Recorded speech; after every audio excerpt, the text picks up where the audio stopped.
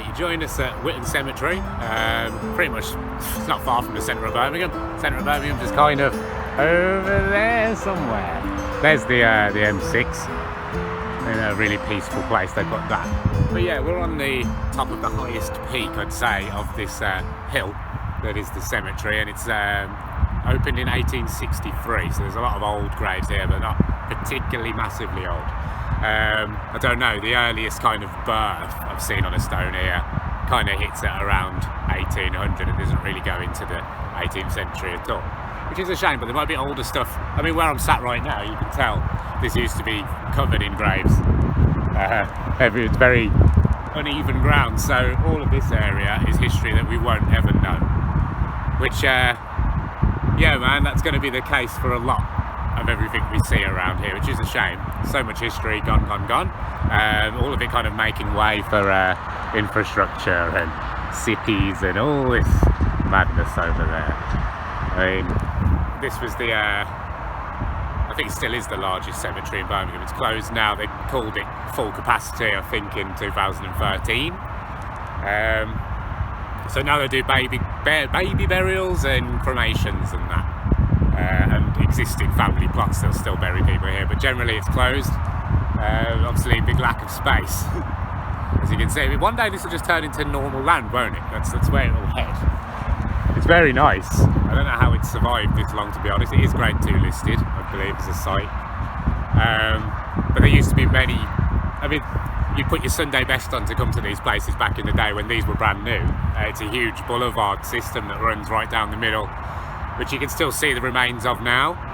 I'll bring it up on a map in the slideshow or whatever.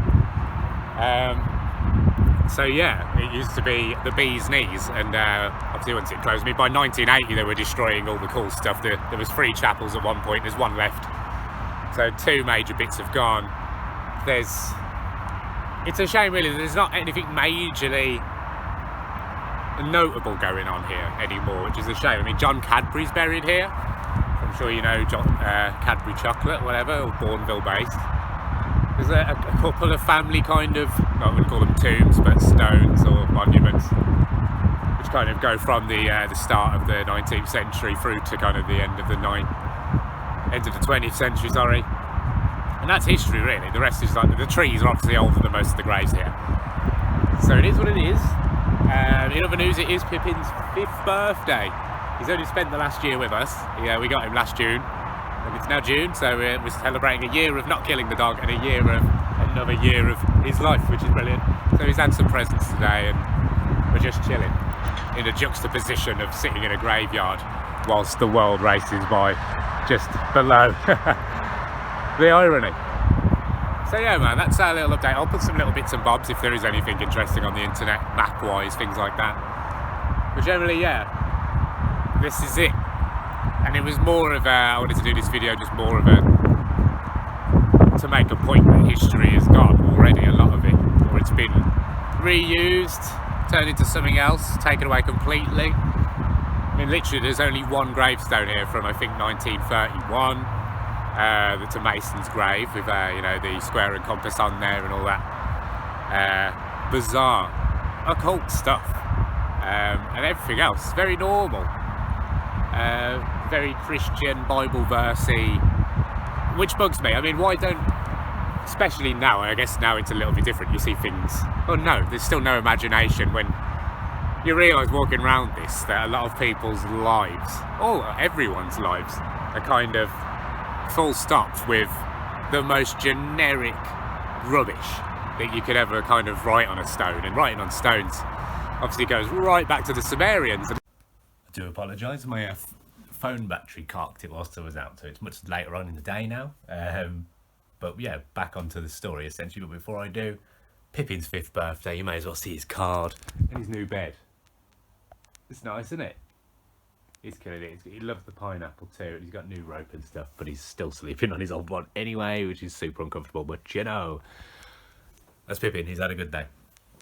But yeah, back to tablets and just how disappointing we are, clearly, when it comes to writing things down on stones nowadays. Because the whole point, going back to the Sumerian Tablets, Mesopotamia, Egypt, Gobekli Tepe, any of it, all of the old stuff, even the commandments, even if you've seen the New World Order stones, the guide stones in America.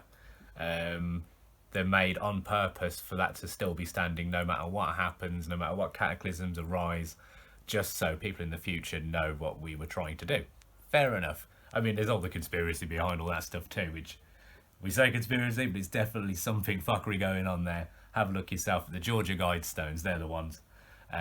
Essentially, yeah, it's just tablets for the future. You go and look it up. They go and look up who funded it and what's written on there and everything. It's crazy. And then have a look at what's happening now. But I digress. Yeah, to see that at Witton Cemetery that over the last 200 years-ish, all they've written down on these stones is Bible verses and their name and when they were born, when they died. Maybe some of them are a little bit more interesting when they'll say which road they lived on. It'll say like a John Hollingsworth of Smithfield or of Moseley, and then maybe it'll have his wife Poppy on there, and that's it. And yeah, just the roads they lived on. It's crazy, and I didn't even see John Cadbury's grave. I'll keep looking. Nothing majorly extravagant at all there, which is a shame. Oh, Pippin's on the move. With how we represent ourselves for people in the future, because obviously this information, I've learnt nothing walking around Witton Cemetery today, and I'm aware that there's things that were there and have been destroyed. Look at the grass I was sat on, that used to be covered in graves, and they're just gone, and the place is closed for burials now, so there's no plan for any more there. So what happens with that land eventually? Let's assume that it just turns into a situation exactly the same as, let me just make sure this is recording, exactly the same as HS2. So we know Curzon Street in Birmingham is being remade into a train station because we're going back in time as usual. And during the process of putting that up, they've had to dig up Park Lane Cemetery, which was thousands of bodies in there from right back in history, from when St. Martin's got too full for bodies. So we're going right back. I don't know if it's 1600s, 1500s, long time. And they've just they've dug them all back up now, as respectfully as you like, and then they're going to reinter them and put up a little monolith probably to say these came from there, remember that, probably not, is what it is, now it's a train station, right? And then when that train station gets destroyed, there'll be no bodies there, and history's just kind of gone, and like we're seeing it happen. And they're doing it, I mean, they keep making TV series out of it, which are quite good, annoyingly. I mean, fuck the BBC, but have a look at the BBC's HS2 dig archaeology thing, it's very good. Because, yeah, you're seeing the real history of probably there are different people to what we're going through, completely, aren't they? Like anyone from just even the last industrial revolution, or maybe the first one. We're in the fourth one now, right? Yeah, completely different type of human, aren't we? Like, I can't get my mind around it. So to like completely lose touch with how they lived, what they did. I mean, cameras weren't really a thing then, so we only have to rely on like people writing stuff down, or maybe radio transmissions that might have been recorded. That's it. And obviously we're struggling now, and we're in a position where history is in a ballpark where they can just tell us what the crack was, rather than, because we can't, there's so much we can do to prove to ourselves what happened, because anything you do find, it if it made it onto the internet, it's probably been doctored, it's probably just been looked over, and it's been given the nod to go online anyway. So we can't say the internet is the truth. And obviously, oh my god, I'm going on a right tangent here, we see like what 1% of the actual internet. I mean, if you go into the dark web, there's probably much more information, but I'm going to guess that it doesn't mean that dark web is full of all the history that I wanted to know. It's just not going to be there, is it? So yeah, the future of gravestones, there won't be any, obviously. I think everything will just be on a genealogy website. It'll just be on cemetery with an electric E, because like email kind of thing, cemetery.co.uk or whatever, or .world, because it will be one government. And now my memory's run out of my phone, so we're moving on to the laptop now. Where was I again? Yeah, probably just the future of cemeteries for us, for our generation, right? We're not going to get stones because that's not the done thing anymore. We don't really get buried anymore, so everything's online now, so you don't really need to pay for a gravestone, no point, because all of our life, is, from start to finish, is online anyway. I imagine none of the data has ever been deleted. I'd be amazed if it had. So yeah, the future, probably an opt-in or just no option service. So you die and then suddenly all of your stuff will just be freedom of information. It'll all go on there. Uh, yeah, every Facebook thing, every shopping thing you've ever done at Tesco, every club card you've ever joined, all your credit scores, everything, your social score, all the stuff will all be on there. All your videos, all your dumb TikToks which make no fucking sense. Everything is going to be online for everyone to see. And imagine if that data stays around for 3,000 years maybe, and then these people in the future in their history lessons can literally click back and look at exactly how we lived and what we were about, assuming they've still got the technology to even watch this. Because, you know, imagine if we had this idea on VHS, there's a lot of people who couldn't even watch that now because we got rid of our players. So yeah, eventually our technology will be hard to look at, just like, you know, old photos, slides and stuff, and projections that we just don't use anymore, acetate sheets, whatever. Our technology will be too old and outdated for anyone to care about, no doubt. So and then obviously the problem with stones and like putting your message into something solid and hard is the fact that it has to be destroyed or moved physically. It has to go, and that costs money. It has to, cataclysms have to take place for these things to move, or like big projects. So if we aren't even physically remembered at all, we're just in the cloud, and all of our data is just there, and then literally we're one click away from being completely erased from history. And that's back to square one, man. And I think we've been somewhere like that before, because it's impossible to know what happened before. I mean, as far as we're concerned, once cameras aren't an option, we go back far enough there, and paintings are fine. But like cameras, either like camera obscura, anything on that level, like there's just something real about that, isn't there? Um, and that's where you feel linked to that history.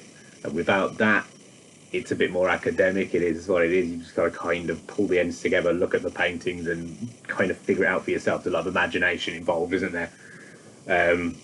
When you're trying to figure that out. So yeah, I fear that the future of us, we're just very, very losable, deletable, destroyable. We can be gone in so fast. And like already, I like to look at the grass I was sat on at Witton Cemetery, and I'm sat on clearly loads of graves which aren't there, aren't marked anymore, never will be. And yeah, I don't know if I'm about to repeat myself, but this is a point I've been making as far as Park Lane and the cemeteries, and like when I said that Witton Cemetery might just end up being normal land, I think there's something in that. And we're all back to square one, because history just gets scooped up and moved, and we just throw more stuff on it.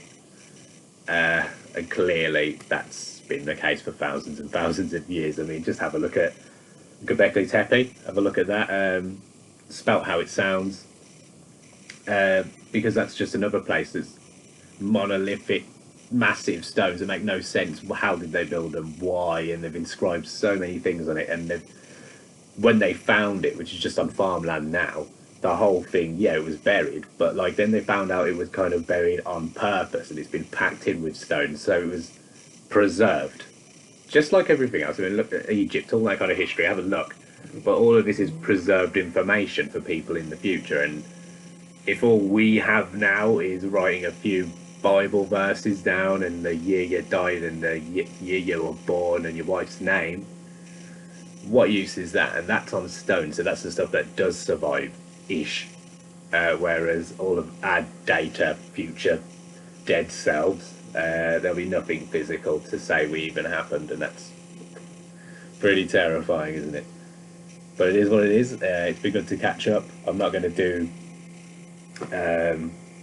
oh, maybe I have already said all of this, because I've done this twice now on videos. I'm not too sure. Anyway, it's been good to catch up, just to give you something to think about. That's what's been boggling my mind lately. Hope you're getting through the lockdown still okay. I mean, June 21st is not going to happen, is it? So see you on the next one when we're still in the same hole and we'll find something else to talk about. Nice one.